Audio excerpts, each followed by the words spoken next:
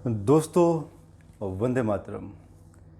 4 नवंबर 2023 तक भारत और विश्व में कौन कौन से बड़े बड़े घटनाक्रम होंगे, उसकी भविष्यवाणी मैं आप लोगों को देने जा रहा हूं, जिसमें कि युद्ध के कुछ नए मोर्चे भी खुलेंगे।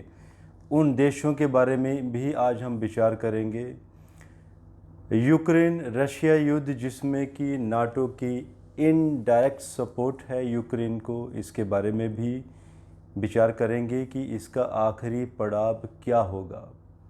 खप्पर योग आने वाले समय में क्या करेगा, किन किन कंट्रीज़ के लिए खतरा बना हुआ है। इसके साथ साथ खप्पर योग के प्रमाण और पक्ष भी बढ़ने वाला है सितंबर में। उसका प्रभाव, अमेरिका की स्थिति क्या होने वाली है, सूर्य ग्रहण चंद्र ग्रहण जो कि अक्टूबर में आने वाले हैं, क्या कोई युद्ध की भयंकर स्थिति तो नहीं होगी। इन सारे मुद्दों पर आज हम विचार करेंगे, जिसमें कि थर्ड वर्ल्ड वार की सिचुएशन को भी आंका जाएगा। इससे पहले कि मैं ये प्रेडिक्शन शुरू करूं, मैं बता देना चाहता हूं कि ये जो भविष्यवाणियां मेरे हाथ में है, इसमें 50% से ज़्यादा योगदान मेरे गुरुजी श्री विपिन कपूर जी का रहा है। 17 जून 2023 को शनिदेव जी वक्री होंगे रात को 22:55 पर भारतीय समय अनुसार। और देखिए, कुछ संयोग भी होने वाला है, और जो मैं अभी बताऊंगा इन्हें आप याद रखिएगा। जैसे कि 17 जून को शनिवार होगा और मकर लगन में ही शनिदेव जी वक्री होंगे, और इसका इंटरकनेक्शन संयोग आगे आपको देखने को मिलेगा। जिसमें दोस्तों देखिए कि उस दिन एक तो शनिवार होगा, शनिवार की अमावस्या भी होगी, यानी कि अंधेरा ही अंधेरा। मकर लगन जो कि शनिदेव जी का अपना लगन है, शनिदेव जी जो कि पश्चिम दिशा के स्वामी भी हैं और पाश्चात्य देशों का आधिपत्य भी देखते हैं।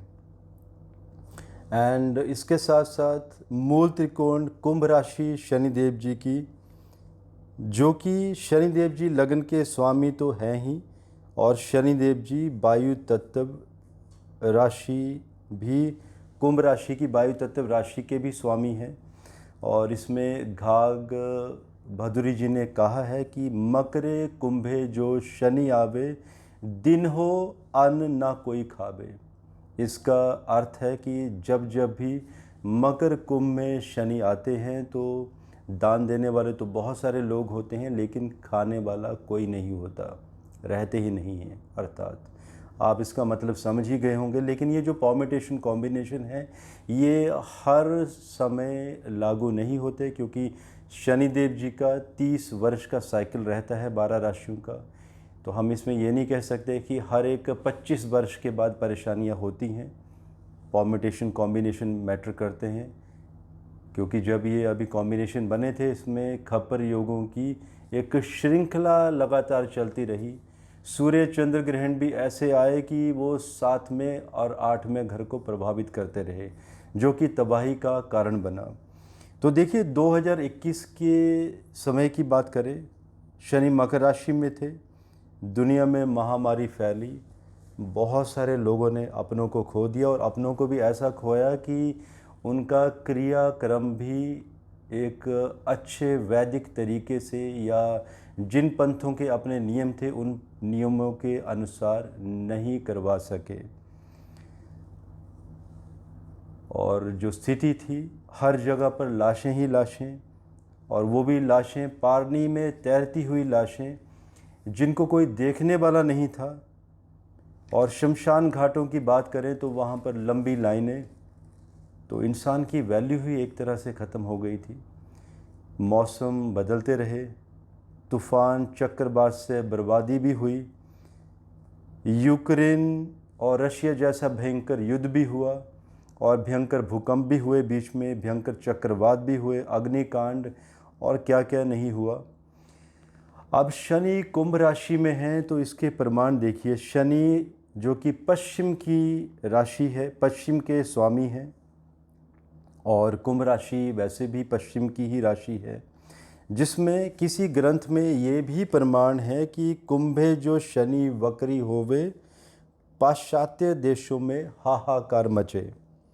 अब शनि कुंभ राशि पर है और कुंभ में ही वक्री भी होंगे 17 जून 2023 को, जो ये इंडिकेट करता है कि नाटो यूक्रेन रशिया युद्ध की स्थिति 17 जून से भयंकर होती जाएगी। मैंने नाटो इसलिए कहा कि रशिया और यूक्रेन के मध्य जो ये युद्ध शुरू हुआ है फरवरी 2022 से, तो ये युद्ध दो कंट्रीज़ के बीच में नहीं है, बल्कि नाटो इनडायरेक्ट तरीके से रशिया को यूक्रेन को हेल्प कर रहा है। तो ये जो युद्ध है बेसिकली ये रशिया वर्सेस नाटो इसको कहा जा सकता है।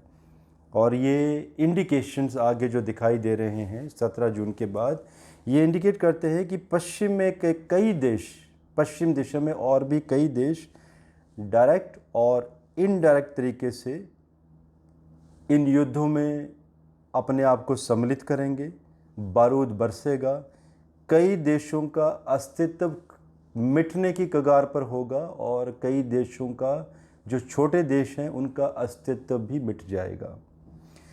वायु हवा से तबाही बरसेगी। युद्ध परमाणु युद्ध में भी बदलने के पूर्ण योग बने हुए हैं। कुंभ राशि वायु तत्व राशि है और इसमें 10 मई, आज तो 13 मई है शायद, आज दोस्तों 13 मई है और 10 मई को मंगल देव जी जो कि कर्क राशि में ट्रांजिट कर चुके हैं। मंगल शनि का षडाष्टक योग बना हुआ है। मंगल की शनि पर अष्टम दृष्टि जो इंडिकेट करती है कि युद्ध अभी भयंकर होगा, विस्फोट होंगे, आकाश से बर्बादी बरसेगी। क्योंकि जब शनि कुंभ राशि पर है, मंगल की अष्टम दृष्टि है, तो जो युद्ध होता है वो वायु युद्ध ज़्यादातर होते हैं, जिसमें कि आपको मालूम ही है कि मिसाइलों का सहारा, फाइटर प्लेन्स।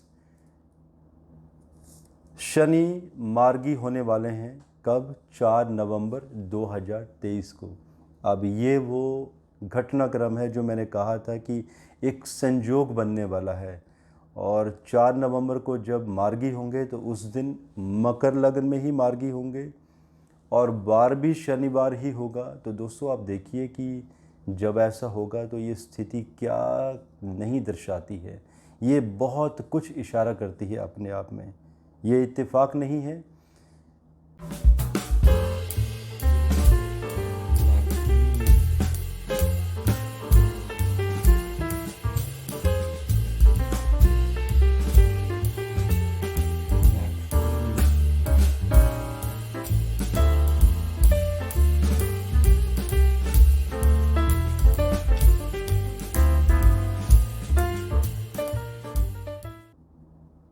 और इसके बाद एक और संयोग बनने वाला है कि 1 जुलाई 2023 को सुबह के 2 बजे के करीब मंगल सिंह राशि पर होंगे। उस दिन भी शनिवार ही होगा और मंगल मेष लग्न में राइज करेंगे, अपने ही लग्न में। मंगल शनि की समसप्तक स्थिति, 7वीं दृष्टि आपस में, जो कि पूर्ण दृष्टि बनती है। तो आप देखिए बहुत कुछ इशारा करती है, जो इंडिकेशन देती है कि पश्चिम का युद्ध और भी जोर से भड़केगा। शनि जो कि राहु के शतभिषा दूसरे चरण में होंगे उस समय, और उसी समय मंगल भी केतु के मघा नक्षत्र प्रथम चरण में होंगे। राहु और केतु का नक्षत्रों का ये जो इंटरकनेक्शन है, ये इंडिकेट करता है कि अमेरिका ही युद्ध को भड़काने का कार्य करेगा और अमेरिका युद्धों को एक बड़े भयंकर तरीके से ऐसे कुछ कूटनीतिक समीकरण बनाएगा कि युद्ध बहुत ही भयंकर तरीके से भड़केंगे। कुछ और देश भी इन युद्धों में भाग लेंगे। तो अमेरिका का रोल बहुत बड़ा देखने में आएगा युद्धों को भड़काने में, जो कि इंडिकेशन दिखाई दे रहा है कि अमेरिका ही दुनिया को तीसरे विश्व युद्ध की चपेट में डालने की कोशिश करेगा और उसमें कामयाब भी होने के पूर्ण योग दिखाई देते हैं। अब आगे एक और संजोग है, 21 जुलाई 2023 सुबह 1:35 शनि और मंगल की क्लोज डिग्रीज 12 डिग्री 9 कला और 34 बिकला पर आपस में मिलेंगे इसी समय में।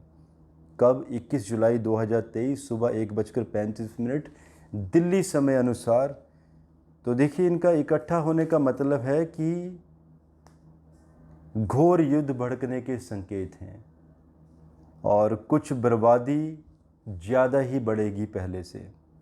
अब कुछ कंट्रीज़ के नाम मैं आप लोगों को दे देता हूँ जिनमें तबाही के संकेत दिखाई दे रहे हैं, जिसमें कि रशिया, ऑलरेडी रशिया युद्ध में इन्वॉल्व है लास्ट ऑलमोस्ट 15 मंथ से, जिसमें कि चाइना, ताइवान, कोरिया, यूक्रेन तो ऑलरेडी है, रशिया के साथ युद्ध चल ही रहा है, Britain, America, Belgium, Finland, Ireland, Sweden, Estonia, Lithuania, Latvia, Norway, Denmark, Poland, Hungary, Germany, Slovakia, Bulgaria, Turkey आदि देशों में भी बर्बादी नज़र आ रही है और शायद कोई करिश्मा ही इससे बचा सकता है, जो कि बचने की उम्मीद नहीं दिखाई दे रही है। कुछ ना कुछ तो होगा इन देशों में।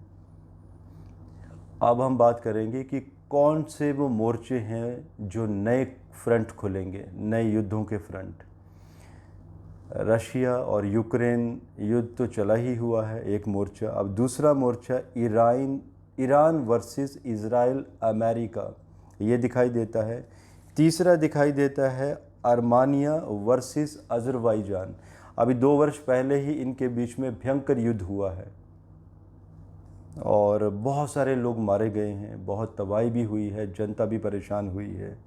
चौथा मोर्चा दिखाई दे रहा है फ़िलिस्तीन वर्सेस इज़राइल, जो कि बीच बीच में छापामार युद्ध चलता रहता है इज़राइल द्वारा, जब भी फ़िलिस्तीनी परेशान करने की कोशिश करते हैं इज़राइल को।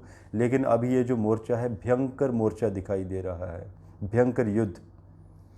अब पांचवा मोर्चा ताइवान और चीन के मध्य फ्रंट खुलने के योग दिखाई दे रहे हैं। और छठा एक और भी दिखाई दे रहा है जो पॉसिबिलिटीज़ बन रही हैं। जुलाई 2023 में इलेक्शन है पाकिस्तान में, उसके बाद इंडिया और पाकिस्तान के बीच में भी एक फ्रंट खुलने के योग बने हुए हैं।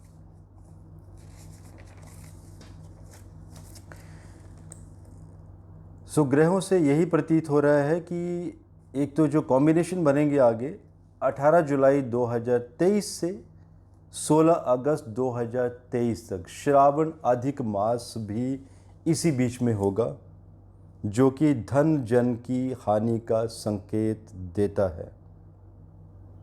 आपको याद होगा 13 सितंबर 2021 की ही बात है शायद, और उस समय अफ़गानिस्तान बर्बाद हो गया था और उसकी भविष्यवाणी मैंने उससे ऑलमोस्ट 4 माह पहले अप्रैल 2021 में ही कर दी थी, कि जिसमें मैंने कहा था कि 13 दिनों का पक्ष आएगा सितंबर 2021 में, और जो कि अफ़गानिस्तान को नक्शे से ही गायब कर देगा।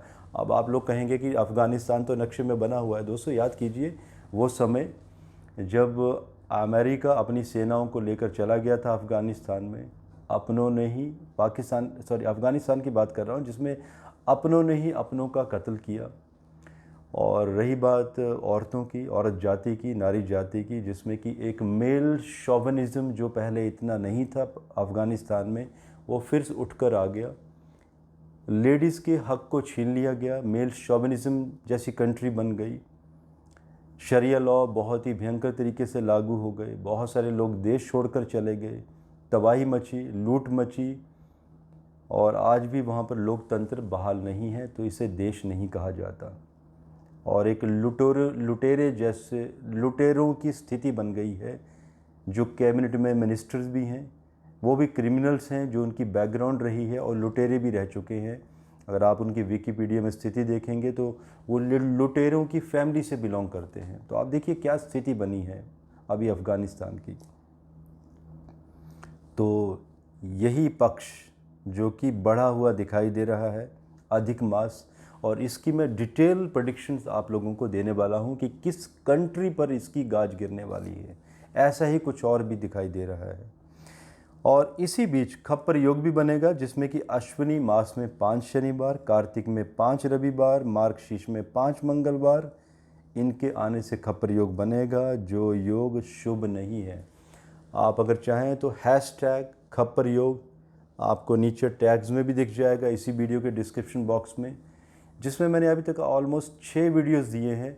जैसे जैसे मैंने प्रेडिक्शंस दी हैं लास्ट 3 वर्षों में, वैसे वैसे ही घटनाक्रम होते रहे हैं खप्पर योग के। तो इसमें भी एक डिटेल वीडियो मैं दूंगा आप लोगों को कि कब कब क्या क्या होगा किस किस कंट्री के साथ, और भारत में भी कुछ भयंकर होने वाला है जो इंडिकेशन है, और किस राज्य में क्या होगा। इसके बाद 14 अक्टूबर 2023 को कंकण सूर्य ग्रहण, जो कि भारतीय समय अनुसार रात को 8:30 बजे से लेकर 15 अक्टूबर सुबह 2:30 बजे तक, तो डेफिनेटली इसका ज़्यादा प्रभाव भारत पर नहीं होगा। यूरोपीय देशों पर होगा और पश्चिमी देशों पर होगा, जिसमें कि अमेरिका तक इसका प्रभाव होगा, और अमेरिका में इसके भयंकर परिणाम देखने को मिलेंगे।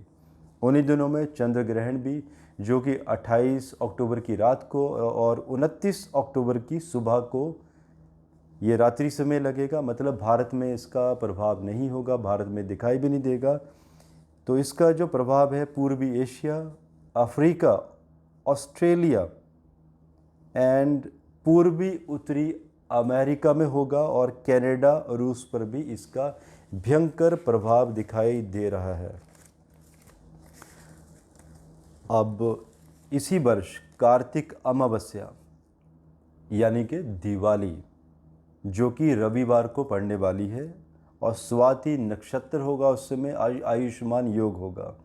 तो इसमें घाघ भंगुरी जी ने लिखा है अपनी किताब में कि कार्तिक अमावस्या देखो जोशी, रवि शनि या मंगल जो होवे, स्वाति नक्षत्र और असमानुष जोग, अकाल पड़े असनासे लोग। इसका अभिप्राय है कि यानी अकाल पड़ेगा भयंकर, अनाज की कीमतें आसमान छुएंगी, जो अभी कीमतें हैं उससे डबल हो जाएंगी, और लोगों का नाश होगा। तो ये जितने भी योग हैं भयंकर बर्बादी की तरफ इशारा कर रहे हैं, जो अभी इकट्ठे हो रहे हैं ये योग, और तीसरे विश्व युद्ध की तरफ भी इशारा करते हैं, और उसकी नींव रखने की भी ये योग क्षमता रखते हैं। तो शायद कोई करिश्मा हो जो इसे बचा सके। और जब भी हम इस तरह की भविष्यवाणियाँ करते हैं तो हम हमेशा प्रे करते हैं कि ये जो हमारी भविष्यवाणियाँ हैं ये सत्य ना हो, विश्व संकट से निकले, जैसे कि नाटो और रशिया युद्ध। अगर ये युद्ध से बाहर आ जाते हैं, पड़ाव जो आखिरी है उसका अगर ख़त्म हो जाता है ये युद्ध, तो डेफिनेटली विश्व शांति पूर्ण स्थिति विश्व में बनने के योग बनेंगे, लेकिन जो कि दिखाई नहीं दे रहा है आगे। दोस्तों, आप लोगों के कुछ क्वेश्चंस होंगे, आप लोग पूछ सकते हैं, और इसी के साथ मुझे इजाज़त दीजिए। धन्यवाद। भारत माता की जय।